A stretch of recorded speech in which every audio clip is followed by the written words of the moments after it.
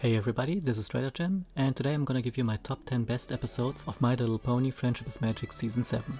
Once again, picking and ordering these episodes wasn't easy. Season 7 was a really strong one, so I could have easily made this a top 20, featuring every single episode that isn't on my top 5 worst episodes list. But I somehow managed to decide on just 10, and even as I'm saying these words, I'm upset at many of the episodes I couldn't fit on this list. So before I change my mind about this yet again, let's just get going.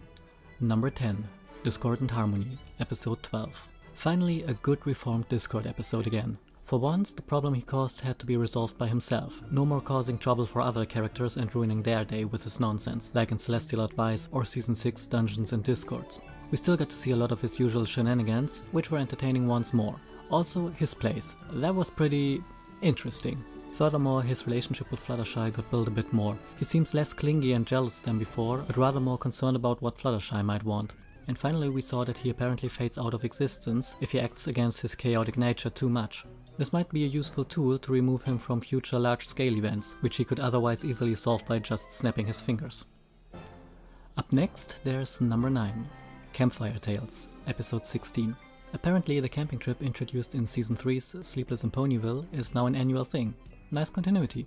The sisterly bond between Rainbow Dash and Scootaloo got deepened once more in this episode, which I'm all for. It's really nice to see how their relationship has changed over time. From Season 1, where Scoots was pretty much just an obsessed fan, barely noticed by Rainbow, to today, where they are basically sisters. And that's some proper gradual character growth. Also, we got our first glimpse of the Pillars, who all had an interesting, if a bit rushed, legend to them. Those multiple stories in one episodes aren't easy to pull off, and I think the writers did a pretty good job here, especially considering that they were new to the show. On to number 8, Daring Done, Episode 18. Another Pillar episode, and a Daring Do episode. Yay!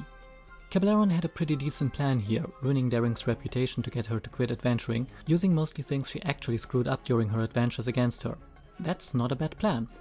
So in order to thwart his dastardly plans, Rainbow and Pinkie travel to the village of Somnambula, which is probably my favorite new locale in Equestria. Every place that has landing spots for Cheops-class warships is a-okay with me. On to the legend part. I really liked both Somnambula's and the Swing's design. And the story told in this stylized form was pretty cool as well. So while the resolution of the problem was a bit weird and a connection between Pinkie and Somnambula hard to see, it was still an enjoyable episode overall. Speaking of enjoyable, number 7, Once Upon a Zeppelin, Episode 22, was pretty good as well. We finally got some characterization for Twilight Velvet and Nightlight. Apparently Princess Twilight got her organization skills from her father, who would have thought? And Twilight Velvet is a thrill seeker. No wonder her daughter is always fighting world-threatening villains, whereas her son joined the army. Seems they need a certain degree of adrenaline as well. We also got to see Shining Armor and Cadence again, which is always nice. I like these two. We got a bit more characterization for them as well, though they were clearly not the focus of the episode. In another stroke of continuity, Iron Will made a return. Apparently he's become some sort of con man now. Or con bull, whatever.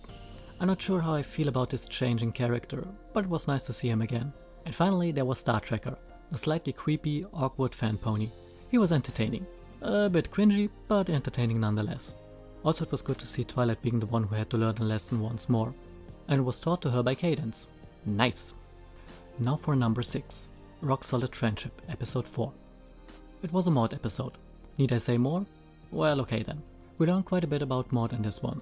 For starters, despite her rock-solid focus on rock studies and overall distance attitude, she at least wouldn't mind having a friend or two at times.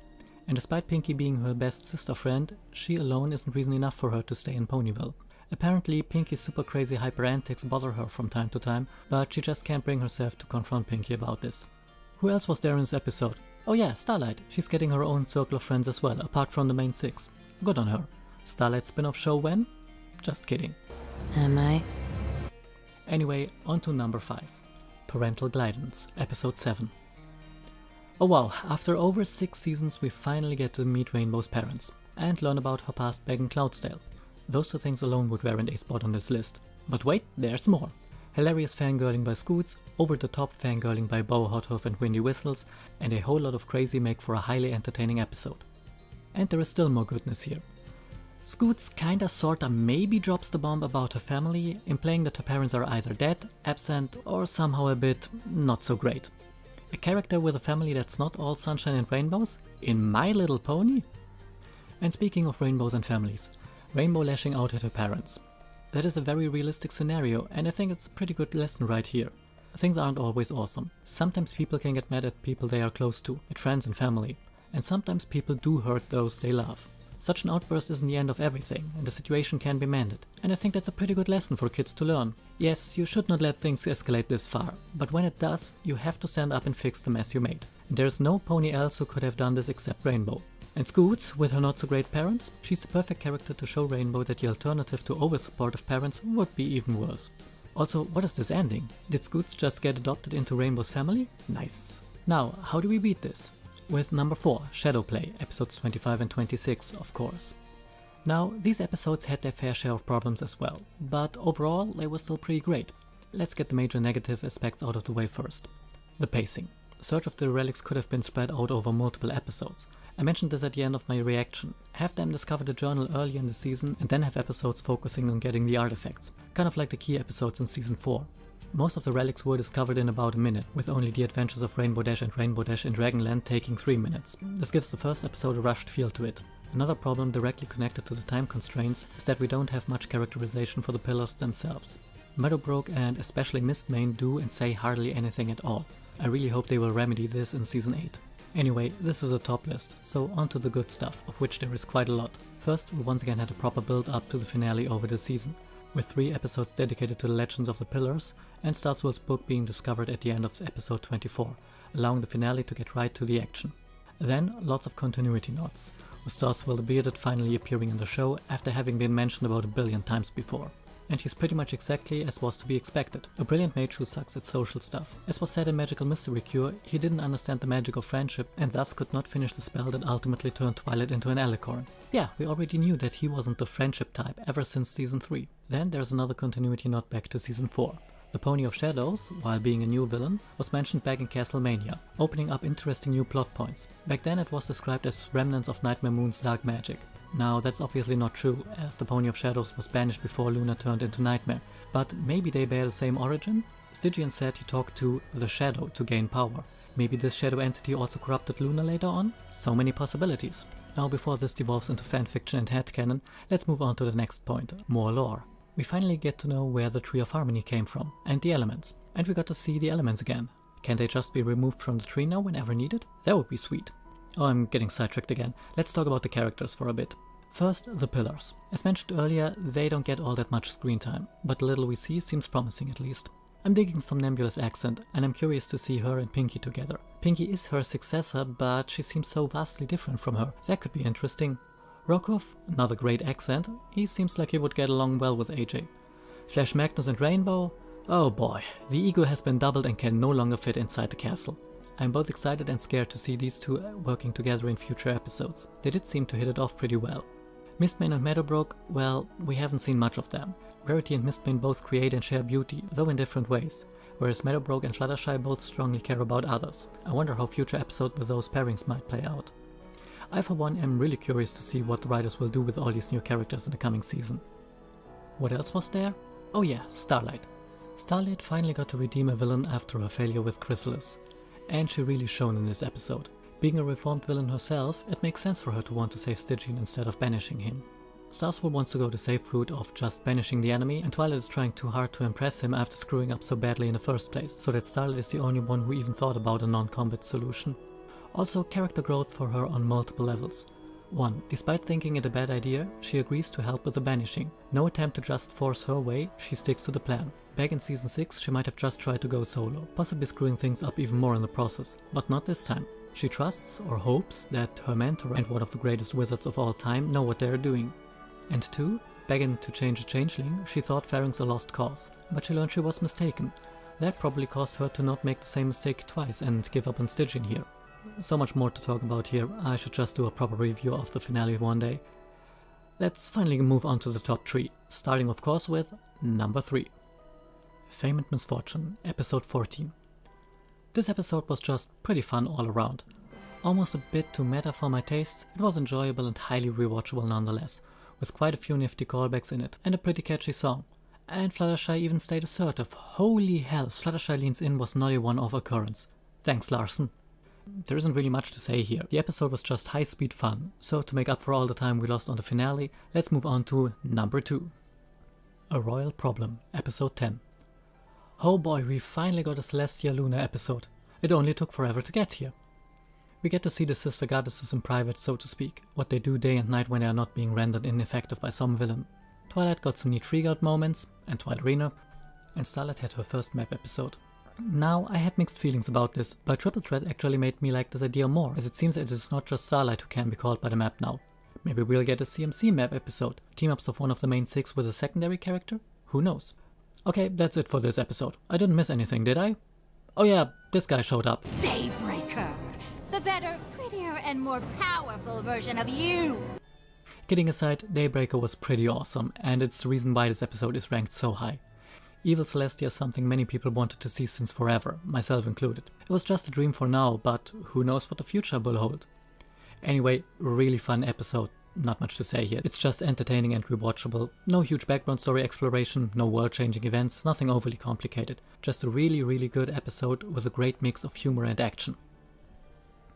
And now what you all waited for. Honorable mentions. Celestial Advice, those Twilight fantasies. All bottled up, that mad Starlight. A Flurry of Emotion, that art. Forever Philly, that flower. Hard to Say Anything, that song. To Change a Changeling, that edge. It Isn't the Main Thing About You, that hair. Marks and Recreation. That rumble. Secrets and Pies, that. Uncommon Bond, that board game. And now, to the surprise of absolutely no one, number 1. The Perfect Pair, episode 13. My notes just say, fuck you, that's why. Okay, let's try to be more coherent. First of all, this is one of the best episodes in the entire show. And I cannot say how happy I am that they tackled this topic as well as they did. We've been waiting for an Apple Parents episode since pretty much episode 1.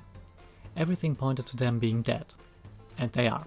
While it's not explicitly stated in the episode, it's as explicit as they can be within the show's rating. And I'm so glad about it. Had they pulled some lol they're still alive bullshit, I think I would have stopped watching the show right then and there. But they didn't. They stick with what they had built up over all this time. From the Shooting Stars and Apple Family Reunion to AJ's words in Crusaders of the Lost Mark. They are no longer among the living. Thank you, show staff, for not trying to back out of that, for not trying to pull some kid-friendly nonsense, for respecting your audience, both the intended target demographic and the bronies. Now onto the episode proper. Let's start with a little detail that pleases the lore-obsessed nerd in me. Mrs. Cake confirms that ponies can just change their names when they get a cutie mark or things like that. This explains so much. But this isn't what makes this episode so great. First off, there's the voice acting. Both the regular show staff and the guest stars do a real great job. William Shatner as Grandpere nails both the younger, angry version of his character, as well as the older, remorseful one. When he shows his regret about not getting to know his grandfolks earlier, losing his daughter and parting with her on the worst possible terms, knowing he will never be able to reconcile with her, I believe him. I feel it. He really sounds like he made an incredible mistake in the past. A mistake he cannot fix. It's a really great performance. The same goes for Felicia Day as Pear Butter. She has a really pleasant voice, befitting the young starstruck lover her character is. She too nails the emotion just perfectly, both the happy moments with Bright Meg and a confrontation with her father when she has to choose a family. And that singing voice. The only other role I knew her before this was Penny in Dr. Horrible's sing-along blog, so I wasn't too surprised to hear her sing again. I'll talk more about the song later. For now, let's just say it was awesome. On to Bill Newton as Bright Meg. Again, a solid performance. Unlike the two pairs, he has that characteristic southern apple accent, a nice little detail. His voice fits Bright Meg pretty well, and he does a great job conveying both Bright Meg's silly side and his serious, honest one. Last but not least, Bill Mondi as Burnt Oak. He doesn't have that much dialogue, but he too does a great job. Seamlessly going from slightly sad when the Apple siblings inquire about their father, to amused when remembering the good times they had together, over to honestly moved when Big Mac asks if they could come back later to talk about Bright Mac. Despite this being such a small role, there's still much effort spent here. So, salute to the VAs once again. I'm not gonna go into details for the regular show staff's VA here, though they too do an awesome job, as always. On to the meat of the episode, the story of Bright Meg and Buttercup. I like how they handled the fact that the Apple siblings never knew about their love story. The story is pretty tragic and it did not end well, so it's not something ponies would bring up to the Apple siblings. And I'm pretty sure that their parents didn't tell AJ and Big Mac, oh, by the way, our families hate each other and your grandfather left because he was mad at our romance. He made your mom choose between the apples and the pears before leaving them forever. That's terrible, you're not going to bring this up to your kids.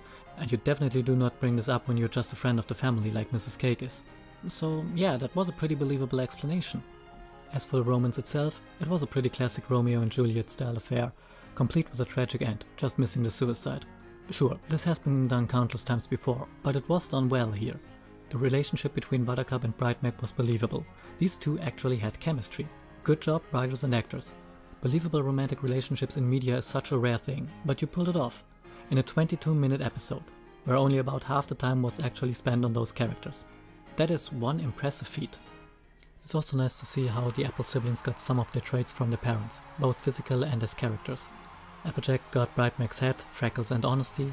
Applebloom got Bridemaid's color scheme and the talent of helping others find their talents from Buttercup. Pigmaid got Bridemaid's physique, Buttercup's modest, not making a big splash about things attitude, and her yup. Nice details there. And there was the song. Not a fun, catchy song to sing along, but a very, very beautiful one. I really wish I could say something insightful here, but I can't. It's just beautiful. Now, before I conclude, I have to take a small detour here. I am very, very unhappy with my reaction video to The Perfect Pair. I edited that one quite a bit to cut out some audio and even re-recorded some lines, because I didn't want to release a video in which I was, well, crying like a little bitch. By now I really regret doing that, but some months ago it felt like it would be a better idea. Why do I mention this? Because the reason I named The Perfect Pair my favorite episode of this season, and one of my favorite episodes in the entire show, is just this. This episode makes me cry every time I watch it. Every single time. That doesn't happen often. And while there are episodes that are more, well, fun to watch, there aren't many that get such a strong emotional response from me. So yeah, this episode gets to me, and that is way harder to do than just get me to laugh or entertain me with explosions and rainbow lasers. Therefore, a well-deserved #1 spot. Now, this took way longer than I wanted it to, but here you have it, my top 10 episodes of Season 7. It was hard to pick and choose, and looking at the episode list here, I'm already thinking about maybe switching some around or mention other ones that didn't make it. Anyway, this truly starts the hiatus for me. I'll be doing reactions to fan videos, the EQG summertime shorts and the new EQG web series whilst waiting for Season 8. Also trying to get the EQG movie reactions online somewhere. That's gonna be a pain. Oh, and maybe I'll do some more proper reviews for some of the Season 7 episodes. Well, as always, I've been Stratagem, thanks for watching and see you next time.